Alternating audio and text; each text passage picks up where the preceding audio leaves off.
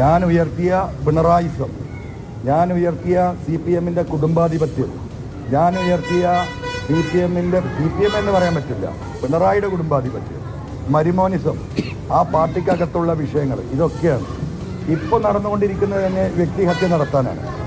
പല രീതിയിലുള്ള പ്രൊഫൈലുകളിൽ നിന്ന് ഇഷ്ടം പോലെ വ്യക്തിഹത്യ മെസ്സേജുകൾ പോയിക്കൊണ്ടിരിക്കുകയാണ്.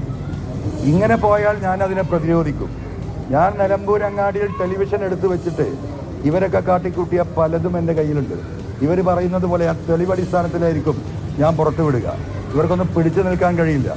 ഈ പറയുന്ന VD സതീശനായാലും ഇതിൻ്റെ പിന്നിൽ പ്രവർത്തിക്കുന്ന മുഹമ്മദ് റിയാസ് ആയാലും ആര്യാടൻ ഷൗക്കത്തായാലും തലയിൽ മുണ്ടിട്ട് നിലമ്പൂരിൽ നിന്ന് ഓടി ഒളിക്കേണ്ട ഗതികേടിലേക്ക് പോകും. ഞാനത് ഒരു വാണിംഗ് ആയിട്ട് തന്നെ പറയാണ്.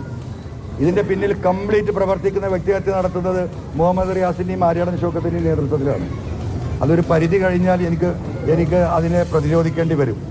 മുഹമ്മദ് റിയാസ് കേരളത്തിലെ നവകേരള സദസ്സ് നിങ്ങൾക്കറിയാം, കോടിക്കണക്കിന് രൂപ ഞങ്ങൾക്കൊക്കെ ചെലവ് വന്നാൽ ഞങ്ങൾ പിരിവിട്ട് എനിക്കതിന് മുകളിൽ 50 ലക്ഷം കടമെന്ന് പറയാം. ഓരോ നിയോജക മണ്ഡലത്തിലും ആ നിയോജക മണ്ഡലത്തിലെ കമ്മിറ്റിക്കായിരുന്നു 140 മണ്ഡലങ്ങളിലും ആ പരിപാടി നടത്താനും അതിന് കലക്ഷൻ നടത്താനും ഒരാൾക്കും ഒരു പൈസയും ആരും കൊടുത്തിട്ടില്ല. ഇപ്പം കേരളത്തിലെ മുഴുവൻ കോൺട്രാക്ടർമാരിൽ നിന്നും നവകേരള സദസ്സിൻ്റെ പേരിൽ കോടാനകോടി ഉറപ്പിക ഈ പറയുന്ന മുഹമ്മദ് റിയാസ് എന്ന PWD മന്ത്രി പിരിച്ചതിൻ്റെ വീഡിയോകളും അദ്ദേഹം നേരിട്ട് സംസാരിച്ച ഫോൺ കോളുകളും അദ്ദേഹത്തിൻ്റെ PS-ഉം അദ്ദേഹത്തിൻ്റെ പ്രൈവറ്റ് സെക്രട്ടറിയും അദ്ദേഹത്തിൻ്റെ വളരെ വേണ്ടപ്പെട്ടവരും പല കോൺട്രാക്ടർമാരിൽ നിന്നും ബലമായി പൈസ പിരിച്ചതിൻ്റെ ഫോൺ കോളുകൾ എല്ലാം കേരളത്തിൽ ഞാൻ വിടും. എന്നെ കൊണ്ട് പറയിപ്പിക്കരുത്. ഞാൻ വ്യക്തിഹത്യ നടത്താനല്ല ഈ തെരഞ്ഞെടുപ്പിലേക്ക് ഇറങ്ങുന്നത്.